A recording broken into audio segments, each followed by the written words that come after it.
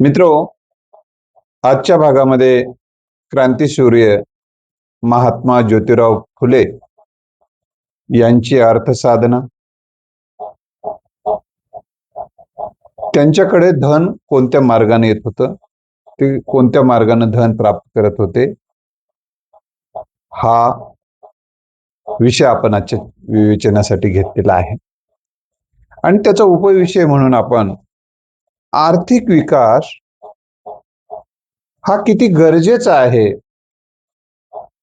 आर्थिक विकासाचं काय महत्व आहे, पैशाचं काय महत्व आहे, हे देखील आपण बघणार आहोत.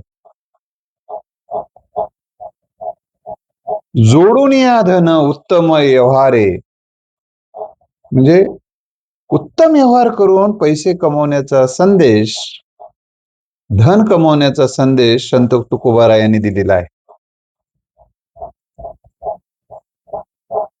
अनेक महापुरुषांनी, विचारवंतांनी आर्थिक विषय चिंतन मांडलेलं आहे. काही जणांनी थोडं पोटापुरतं ही सांगितलेलं आहे, परंतु आपल्याला आर्थिक विकास केवळ पोटापुरता करून दुसऱ्यांच्या पोटाचं काय म्हणून, हाही एक प्रश्न उपस्थित होतो. केवळ स्वतःच्या पोटापुरते पैसे कमवायचे, मग समाजाला पैसे ची गरज असेल किंवा ज्या वेगवेगळ्या योजना तुम्हाला पार पाडायच्या असतील, आर्थिक काही प्रकल्प उभे करायचे असतील, ज्याच्यातून लोकांना रोजगार देऊ शकता, काही सोयी सवलती उपलब्ध करून देऊ शकता. आता लोकांना काही उदाहरणार्थ चष्मे वाटायचे, तुम्हाला गोरगरीब माणसाला ज्याला पैसे नाहीत आणि जण तो चष्मा घेऊ शकत नाही, पण डोळ्यानं दिसत नाही, त्याला ऑपरेशनला पैसे नाही, तर तुम्हाला हे सगळं द्यायचं आहे, तर मग कुठून देणार आहात, हा प्रश्न आहे. मला सांगायचं आहे या निमित्तानं, ज्या काही वस्तू आपल्याला लोकांना द्यायच्या असतील, स्वतःलाही वस्तू घ्यायची असतील, आपल्याला स्वतःलाही काही सेवा घ्यायची असतील, इतरांना सेवा द्यायची असतील, सोयीसुविधा द्यायच्या असतील, तर पैसा लागतो. आणि अडात असेल तर पौऱ्यात येणार आहे, आपल्याकडे असेल तर आपण लोकांना देणार आहोत. नाहीतर काय होते माहिती आहे काय, आपल्याला संघटना बांधायचं आहे आणि पैसेच नाही, संघटना कसं बांधणार आहात तुम्ही, नाही बांधू शकत. सर्व सत्ता अर्थसत्तेभोवती फिरतात, सर्व सत्ता अर्थसत्तेभोवती फिरतात, असं कार्ल मार्क्स यांनी सांगितलेले. आता तुम्हाला राजकारणामध्ये जायचं आहे, राजकीय शक्ती खूप महत्वाची शक्ती आहे. तर राजकारणात जायचं असेल तर, आणि राजकारणात यशस्वी व्हायचं असेल, कार्यकर्ते सांभाळायचे असेल तरी पैसा लागतो. जे जगप्रवास करायचे आहे, आपलं स्वतःचं शिक्षण आणि मुलाबाळांचं शिक्षण आणि समाजाच्या शिक्षणाला काही मदत करायची आहे, आरोग्याला मदत करायची आहे, तर पैसा लागतो. म्हणून पैसा हा, म्हणून असं म्हणतात पैसा देव नाही पण देवापेक्षा कमी नाही. ह्या सगळे मुद्दे सांगण्यामागचा हेतू होता की पैसा खूप महत्वाचा आहे. असं असतानाही अनेकांनी या पैशाची निंदा केलेली आहे, पैशाकडे दुर्लक्ष केलेलं आहे. दारिद्र्यात खडकू येत नाही बापू सोबत म्हणून अनेक कीर्तनकारांनी कपाळाला लावलेला रुपया सुद्धा काढून घेतात माय म्हणून, रडू रडू सांगून, म्हणजे पैशाच्या मागे लागू नका, रडू रडू सांगितले. आणि पैसे जे ठरलेले आहेत कीर्तनाचे, ते जर 10 रुपये कमी दिले तरी पाय खरू रडू रडू पैसे मागून घेतलेले आहेत. म्हणजे सांगायचा हेतू हा आहे की तुम्हाला मी एका महाराजाचा उल्लेख करेन. मी संत तुकारामांचा प्रयत्नवाद यावर बोललो, अर्थात ते प्रवचन होतं माझं. त्यानंतर कीर्तन होतं एका महाराजाचं, ते महाराज योगायोगानं अगोदर आले, ते माझं त्यांनी प्रवचन ऐकलं आणि त्यांना ते आवडलं. त्यानंतर म्हणले की मी तुमचं प्रवचन ऐकलं, आता तुम्ही माझं कीर्तन ऐका. ठीक आहे म्हणलं, मी कीर्तन आला ऐकलो आणि त्यानंतर आम्हाला एका वाड्यामध्ये नेऊन आम्हाचा सन्मान केला आणि असं मध्ये एक बैठकीत बरेच जण बसलेले होते आणि मला अगोदर बोलवलं. आणि मग जे गंगाधर पांचाळ नावाचे व्यक्ती, आमचे मित्र, त्यांनी मला त्यांच्या मोटरसायकलवर नेलेलं होतं. आणि मग त्यांच्यासोबत गेलो तर त्या मोटरसायकलीला जे ठरलेले आहेत जाण्या येण्याच्या पेट्रोलचे पण काहीतरी 100 पेट्रोल म्हणा काही करा म्हणून एक 200-250 रुपये त्यांनी दिले, नारळ दिला आणि ते ठीक आहे.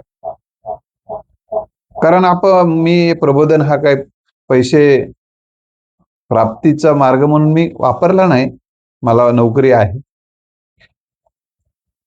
तर मी तुम्हाला या निमित्तानं सांगतो की पैसे त्यानंतर त्या कीर्तनकाराचा संदर्भ मला सांगायचा आहे. त्याने कीर्तनामध्ये पैशाची निंदा केली, पैशाच्या मागे लागू नका म्हणून सांगितलं. पैसा पेक्षाही नाम श्रेष्ठ असल्याचं त्यांनी सांगितलं. नामाशिवाय दुसरं काही लक्षात घेऊ नको बापू, एक नाम तुला तारेल,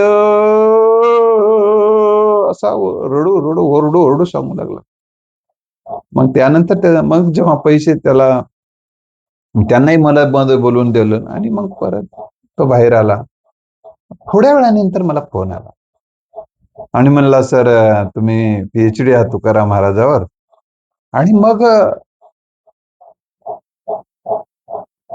त्यामुळे तुम्हाला पैसे जास्त दिले आणि मला काय 10,000च हातावर टाकले. म्हणलं अरे, म्हणलं तर मला महाराज, म्हणलं मला तर 250. बाबा मला असं काय, हा मला आता थोडं बरं वाटलं.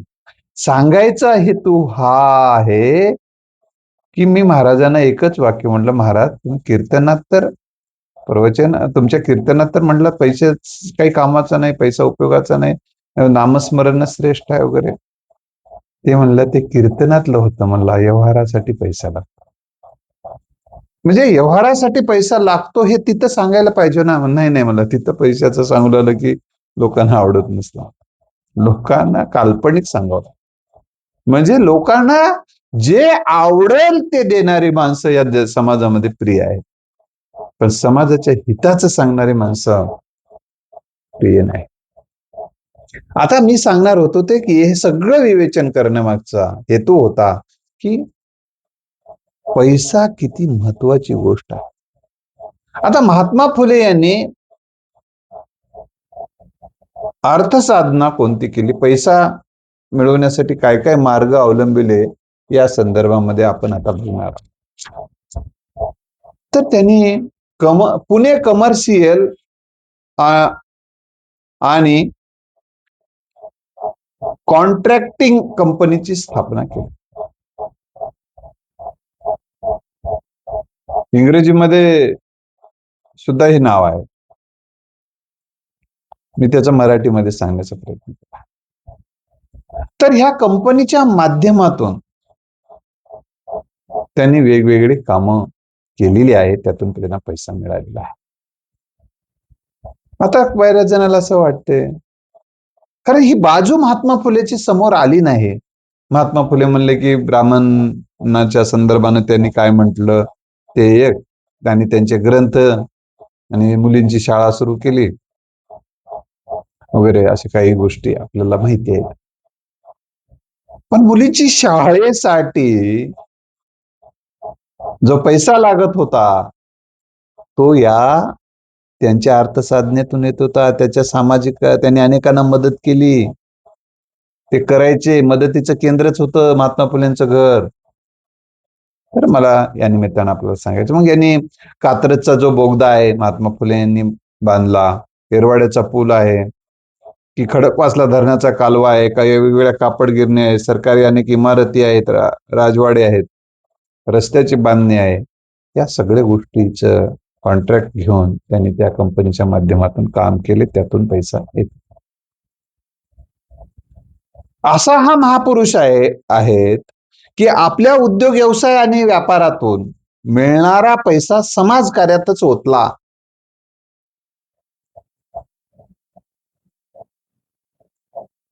त्यानंतर त्यांनी पुस्तक प्रकाशनाची या संस्थेची एक पुस्तक प्रकाशन ही कंपनी करायची.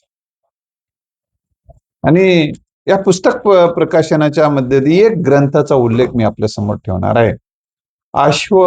बौद्ध विचारवंत अशोक घोष यांच्या वज्रसूची या जगप्रसिद्ध ग्रंथावर आधारित जे पुस्तक तुकाराम तात्या पडोळे यांनी काढलेलं आहे 1863 मध्ये.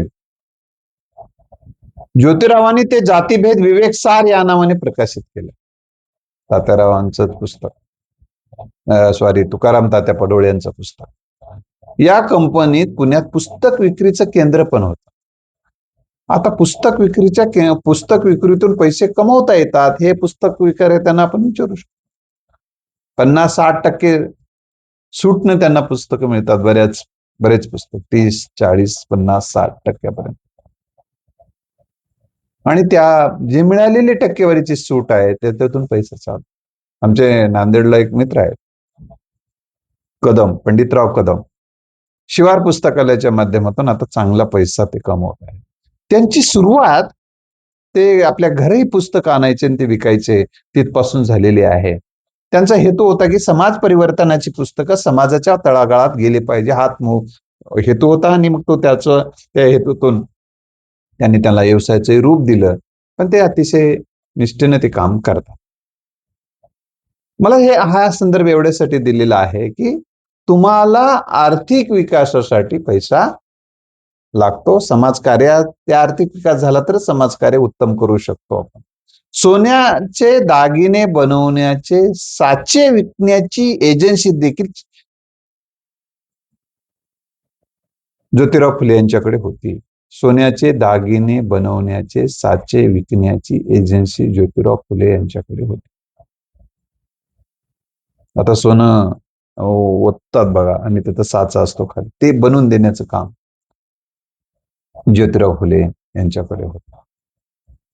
म्हणूनच तुम्हाला लक्षात आलं का त्यांचे जे शेतीविषयक विचार बघितले, कृषी विषयक विचार, औद्योगिक शिक्षणाचा आग्रह धरला, कृषी कशा पद्धतीने विकसित होईल त्यांनी विचार मांडला. कारण पैसा खूप महत्वाचा आहे.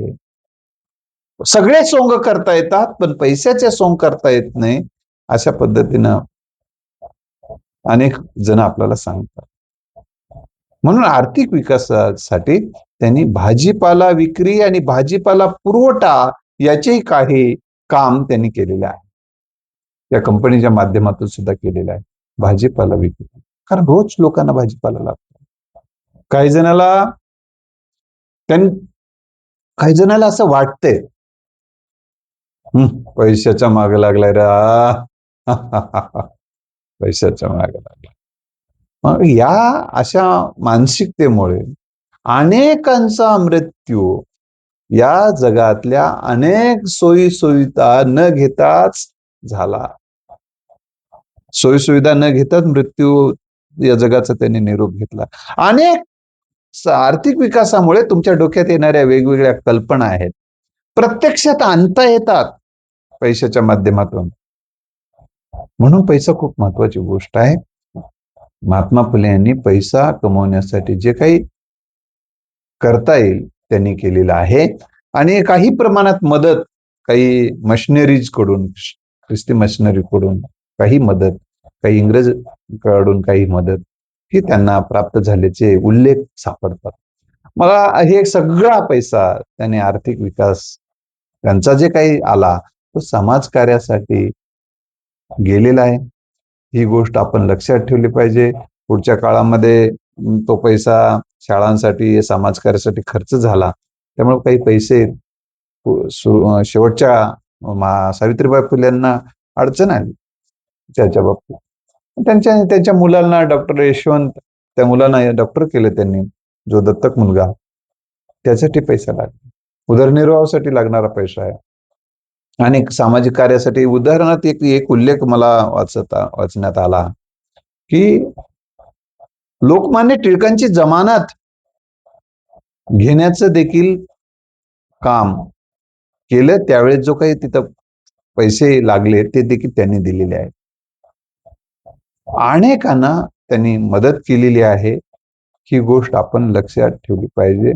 आणि त्यांचा आजही त्यांनी ते गरीब वगैरे काही नव्हते, काही गैरसमज आहे. तर तो गैरसमज कसा आहे ते तुम्हाला या सगळ्या गोष्टीवरून लक्षात येते की तत्कालीन परिस्थितीचा जर विचार केला तर महात्मा फुले हे त्या काळातल्या श्रीमंत, पुण्यामध्ये जे काही लोक श्रीमंत होते, त्या श्रीमंतामध्ये त्यांचं नाव होतं, असेही संदर्भ यामध्ये आहेत. आम्ही पाहिलेले महात्मा फुले, महाराष्ट्र शासनाचं पुस्तक वाचा तुम्ही, महात्मा फुले शोधाच्या नव्या वाटा वाचा, त्यानंतर महात्मा फुले समग्र वाङ्मय वाचा. या संदर्भामध्ये तुम्हाला बरेचसे माहिती मिळू शकते. अनेक इमारतीचे बांधकाम हे सगळं मी तुम्हाला आता सांगितलेलं आहे. तर यावरून आपल्याला एकच लक्षात घेतलं पाहिजे की महात्मा फुलेंनी याकडे जर लक्ष दिलं नसतं तर ते एवढं सामाजिक कार्य करू शकले असते का, असाही प्रश्न माझ्या मनामध्ये येतो. तुमच्याही मनात कदाचित आला असेल. तर म्हणून तुम्हाला जर सामाजिक कार्य करायचं असेल, शैक्षणिक कार्य करायचं असेल, राजकारणामध्ये जायचं असेल, तर बऱ्याचदा राजकारणी व्यक्ती हा फक्त भ्रष्टाचाराने मोठा झाला असं म्हणतात. परंतु ते एक कारण असूही शकेल. आता माझ्याकडे तुम्हाला पुरावे द्यायला काही पुरावे मागितले तर आता कुठं देऊ पुरावे? परंतु त्यांचे अनेक उद्योग, व्यवसाय, व्यापारही असतात. ते वेगवेगळ्या लोकांच्या ते चालवत नाहीत, पण ते त्याचं मॅनेजमेंट पाहतात फक्त. आणि त्यातून येणारा जो पैसा आहे, ते मग कार्यकर्त्यांवर, वेगवेगळ्या कार्यक्रमावर ते देखील खर्च करतात, राजकीय हेतूने करतात. तर अनेकांना त्यांनी ते देखील मदत करतात. गोरगरिबाला अनेक राजकीय व्यक्तींनी मदत केल्याचे अनेक संदर्भ आहेत. तर असो, या विषयाच्या संदर्भाने कधीतरी बोलू आपण. तर हा विषय मी आज काही महात्मा फुले यांच्या काही पैलूवर प्रकाश टाकण्याचा प्रयत्न केलेला आहे. मी आणखीन कोणत्या पैलूवर प्रकाश टाकावा असं आपल्याला वाटते, तर आपण मला माझा 9767704604 या क्रमांकावर संपर्क करून मला सांगू शकता किंवा मेसेज पाठवू शकता. धन्यवाद.